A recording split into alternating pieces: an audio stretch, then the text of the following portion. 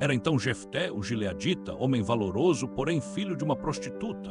Mas Gileade gerara a Jefté. Também a mulher de Gileade lhe deu filhos, e sendo os filhos desta mulher já grandes, expulsaram a Jefté e lhe disseram: não herdarás na casa de nosso pai, porque és filho de outra mulher. Então Jefté fugiu de diante de seus irmãos e habitou na terra de Tobi, e homens levianos se ajuntaram a Jefté e saíam com ele. Livro de Juízes, capítulo 11, versículos de 1 a 3. Estarei relatando essa incrível passagem da Bíblia que relata a história de Jefté, um filho bastardo, rejeitado pelo seu povo e irmãos, demonstrando que para Deus não existem rejeitados e que ninguém é lançado fora. Mas Deus escolheu as coisas loucas deste mundo para confundir as sábias, e Deus escolheu as coisas fracas deste mundo para confundir as fortes. E Deus escolheu as coisas vis deste mundo e as desprezíveis, e as que não são, para aniquilar as que são, para que nenhuma carne se glorie perante ele. Livro de 1 Coríntios, capítulo 1, versículos de 27 a 29. O chamado do rejeitado, os amonitas se ergueram contra Israel e o pavor tomou conta de Gileade. Os chefes que antes tinham expulsado Jefté agora corriam para Tobi implorando por sua ajuda. Venha conosco, seja nosso chefe, clamavam eles em desespero total. Jefté, com uma ironia que cortava, fez questão de lembrá-los da rejeição que sofreu. Vocês me odiaram a ponto de me tirar da casa do meu pai, porque me procuram agora, justamente na hora do perigo. A resposta veio carregada de pura urgência: nós precisamos de você para liderar todo o povo. O guerreiro, antes à margem, via o destino se mover a seu favor. Aqueles que o desprezaram agora se curvavam à sua grande habilidade militar. Mas Jefté não seria apenas um instrumento descartável. Ele impôs suas firmes condições: se eu vencer esta guerra, serei o governante de vocês. Os líderes, sem outras escolhas, juraram perante o Senhor, selando um pacto que transformaria para sempre a história de Gileade. Para Jefté, não era apenas uma batalha por território ou poder, mas um vislumbre da justiça e do plano de Deus se desdobrando em seu caminho.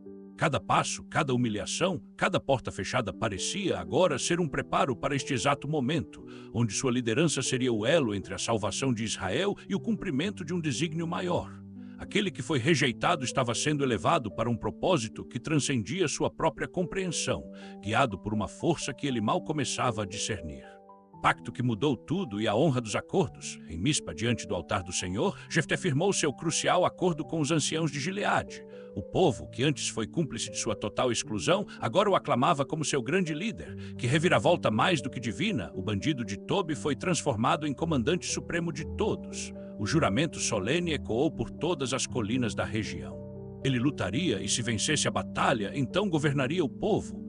Os mesmos homens que antes o consideravam completamente indigno agora depositavam nele suas vidas e todas as suas terras. Naquela época, um pacto, uma aliança firmada, não era meramente um acordo de palavras ao vento, era um compromisso inquebrável. A santidade da palavra dada era a base da confiança e da governança entre as tribos e os líderes. Por isso, o juramento feito ali, diante do Senhor e de toda a congregação, tinha um peso imenso, uma validade que transcendia qualquer dúvida. Todas as partes sabiam que violar tal aliança seria atrair a mais severa das consequências, tanto divinas quanto humanas. Jefté sabia, no fundo de sua alma, que aquela não era apenas uma batalha simples contra os amonitas, mas sim sua única e real chance de resgatar toda a honra que havia sido perdida ao longo dos anos. O altar, um local sagrado, testemunhava a promessa feita, e o Espírito do Senhor descia poderosamente sobre aquele que foi rejeitado, preparando de forma sobrenatural para o impossível que estava por vir. A tentativa de paz de Jefté. Com a consagração em Mispa, Jefté, o novo líder de Gileade, não agiu com a espada, mas com a sabedoria de um diplomata. Ele enviou mensageiros ao rei amonita, questionando a razão da agressão contra as terras de Israel. A mensagem era clara, buscando um entendimento pacífico e evitar derramamento de sangue. Os amonitas responderam com uma reivindicação antiga: Israel tomou nossa terra ao sair do Egito, do Arnon ao Jaboque e Jordão. Devolvam-nas em paz. Jefté, com lucidez, refutou tal alegação. Ele explicou que Israel não tomou a terra dos moabitas e amonitas ao sair do Egito. Pelo contrário, desviou seu caminho, contornou seus territórios e não invadiu suas fronteiras. A verdadeira história é que Israel pediu permissão para passar pela terra de Seom, rei dos amorreus, que habitava em Esbom. Mas Seom recusou e reuniu seu exército para lutar. Foi o próprio Senhor, o Deus de Israel, quem entregou Seom e suas terras nas mãos de Israel. Assim eles tomaram posse de todo o território dos amorreus, desde o Arnon até o Jaboque e do deserto até o Jordão. Jefté argumentou que se o Deus de Amon, Camus, havia dado aquelas terras a eles, que as possuíssem. Mas para Israel a terra era um presente do Senhor, seu Deus, que havia expulsado os amorreus diante deles. Por que vocês vêm lutar contra nós agora? Questionou Jefté com uma retórica poderosa. Israel havia vivido nessas terras por 300 anos. A recusa amonita e a preparação para a guerra, a tentativa de Jefté de resolver o conflito por meios diplomáticos foi, infelizmente, em vão.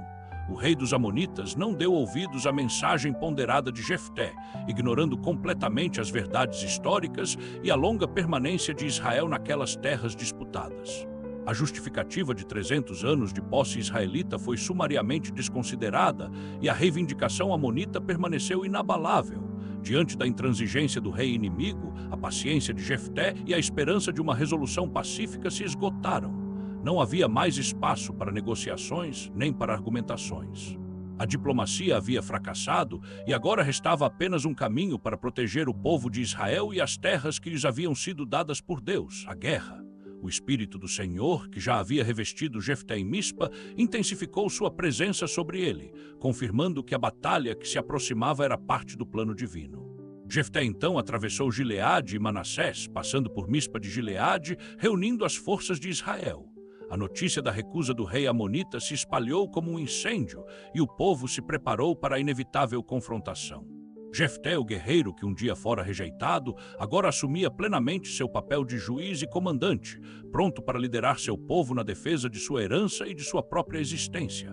As armas seriam afiadas, as estratégias seriam traçadas, e cada homem de Gileade sentiria o peso e a importância daquele momento.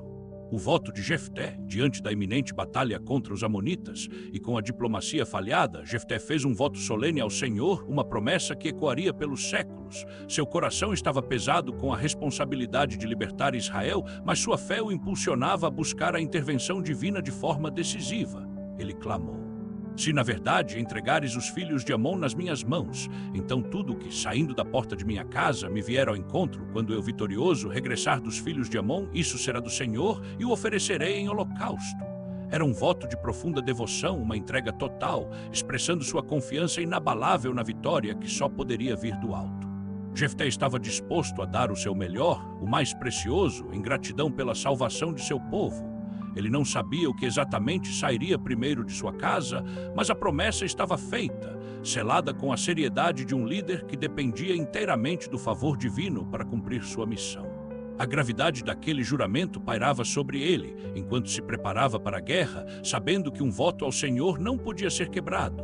A tensão era palpável, pois o futuro de Israel e o cumprimento de sua própria palavra estavam em jogo, sob os olhos atentos do Deus de Israel. Cada passo que Jefté dava em direção ao campo de batalha era um lembrete do pacto que ele havia selado com o Todo-Poderoso, esperando a resposta daquele que honra os seus servos fiéis. Uma pausa para entender sobre os sacrifícios. É crucial fazer uma pausa na narrativa de Jefté para entender o contexto das ofertas e holocaustos na antiga aliança, especialmente à luz do voto que ele fez. Naquele tempo, os sacrifícios eram um pilar fundamental da fé em Israel, mas o Senhor, Deus de Israel, estabeleceu desde o princípio que tais ofertas deveriam ser exclusivamente de animais ou dos frutos da terra, jamais de seres humanos. A prática de sacrifício humano era e sempre foi uma abominação para Deus, algo que ele explicitamente proibiu, condenava e condena com veemência. A Bíblia é clara ao diferenciar a adoração pura dos rituais pagãos das nações vizinhas, que frequentemente incluíam sacrifícios humanos aos seus deuses. Para Israel, essa prática era detestável e contrária à própria natureza do Deus que lhes havia dado a vida. O Senhor desejava um coração contrito e obediente, não rituais sangrentos e desumanos. Um texto que enfatiza essa proibição está em Deuteronômio capítulo 12, versículo 31, que diz: não farás assim ao Senhor teu Deus, porque tudo o que é abominação ao Senhor e o que ele odeia, fizeram eles a seus deuses, pois até seus filhos e suas filhas queimaram no fogo aos seus deuses. A grande vitória, o Espírito do Senhor sobre ele, Jefté avançou contra os amonitas com uma determinação inabalável. Ele sabia que não estava sozinho naquela empreitada, pois a mão divina o guiava e fortalecia a cada passo, garantindo que os propósitos de Deus para Israel se cumpririam através dele. A batalha foi feroz, travada com coragem e estratégia, desde Aroer até as proximidades de Minite, e em um total de 20 cidades foram tomadas. A força de Jefté e do exército de Israel era imparável, movida pela justiça da causa e pela promessa de libertação. O ataque foi devastador e o Senhor entregou os amonitas nas mãos de Jefté. Foi uma derrota esmagadora para os inimigos, que foram severamente humilhados diante do poder de Israel. O grito de vitória ecoou pelos vales e montes, celebrando a grande libertação concedida por Deus. Assim, os filhos de Amon foram subjugados diante dos filhos de Israel e a ameaça que pairava sobre Gileade foi finalmente dissipada. Jefté regressou vitorioso para sua casa em Mispa, seu coração transbordando de gratidão e triunfo, mas também com a expectativa do cumprimento de seu solene voto. A paz havia sido conquistada com a espada, mas a vitória, sem dúvida alguma, veio da intervenção direta do Senhor. Israel estava seguro novamente, e o nome de Jefté, o rejeitado, foi exaltado como o grande libertador de seu povo, cumprindo a missão que lhe fora confiada divinamente. A alegria do retorno e a expectativa do voto, Jefté, o grande libertador de Israel, regressava para casa em Mispa, com o coração transbordando de uma alegria imensa e indescritível pela vitória esmagadora conquistada sobre os amonitas. O peso da guerra havia sido substituído pelo leve fardo do triunfo, e cada passo de seu retorno era um hino de gratidão ao Senhor. Ele mal podia esperar para compartilhar essa imensa alegria com sua família, que o aguardava ansiosamente em casa, celebrando o fim do perigo e o retorno do seu herói. A expectativa de reencontrar seus entes queridos era um combustível para seus pés cansados, e a visão do lar se aproximando aquecia sua alma. Ele imaginava os abraços apertados, os sorrisos de alívio e as palavras de orgulho que ouviria, afinal, o povo de Israel estava salvo. Contudo, em meio a essa felicidade pura e genuína, havia também uma forte expectativa, um pensamento constante sobre o voto solene que fizera ao Senhor antes da batalha, uma promessa que agora deveria ser cumprida sem falhas. O holocausto prometido estava em sua mente, um compromisso sagrado que selara a vitória, e ele estava pronto para honrar cada palavra proferida. A alegria da vitória se misturava com a seriedade de sua promessa, e Jefté, com fé e integridade, preparava-se para cumprir aquilo que havia jurado diante de Deus, custasse o que custasse. Irei transcrever o que diz no livro de Juízes capítulo 11, versículos do 34 ao 40, sem aplicar juízo ou ideias precipitadas, mas que possamos meditar nesse texto por tratar-se de várias discussões teológicas. Vindo, pois, Jefté a Mispá à sua casa, eis que a sua filha lhe saiu ao encontro com adufes e com danças, e era ela a única filha, não tinha ele outro filho nem filha. E aconteceu que, quando a viu, rasgou as suas vestes e disse: "A filha minha, muito me abateste e estás entre os que me turbam, porque eu abri a minha boca ao Senhor e não tornarei atrás." E ela lhe disse: "Meu pai, tu abriste a tua boca ao Senhor, faze de mim conforme o que saiu da tua boca, pois o Senhor por ti executou vingança contra os teus inimigos, os filhos de Amon." Disse mais a seu pai: "Concede-me isto, deixa-me por 2 meses que vá e desça pelos montes, e chore a minha virgindade, eu e as minhas companheiras." E disse-lhe: "Vai." E deixou-a ir por 2 meses. Então foi ela com as suas companheiras e chorou a sua virgindade pelos montes. E sucedeu que, ao fim de 2 meses, tornou ela para seu pai, o qual cumpriu nela o seu voto que tinha feito, e ela não conheceu o homem. E daí veio o costume de Israel, que as filhas de Israel iam de ano em ano lamentar, por 4 dias, a filha de Jefté, o gileadita. O trágico encontro e a dor de um voto. A grande alegria de Jefté pela vitória foi abruptamente silenciada ao retornar para casa, e a cena que se desenrolou diante de seus olhos partiu seu coração. Sua única filha, a alegria de sua vida, saiu para encontrá-lo com danças e tamborins, celebrando a grande vitória do pai e de Israel. Que momento de pura, mas cruel ironia, ver sua amada filha dançando e cantando com tamanha alegria, sem saber o destino que a esperava por causa do voto impensado de seu pai, conforme o livro de Juízes no capítulo 11 e versículo 35 nos relata. O texto é claro ao indicar que Jefté não tinha outros filhos, e essa filha era sua única descendência, a esperança de sua linhagem. Ela cumpriu o voto de seu pai, permanecendo virgem, sem casar e sem ter filhos, e assim não houve continuidade de descendentes para Jefté, um final verdadeiramente lamentável e triste para sua casa. Mas aqui surge uma indagação profunda. O que Jefté realmente esperava e qual era a sua intenção quando fez um voto tão drástico? O que ou quem ele esperava que saísse de sua porta, conforme relata o livro de Juízes no capítulo 11 e versículo 31. Não parece ser um propósito ou um voto totalmente impensado. feito talvez em um momento de desespero por vitória.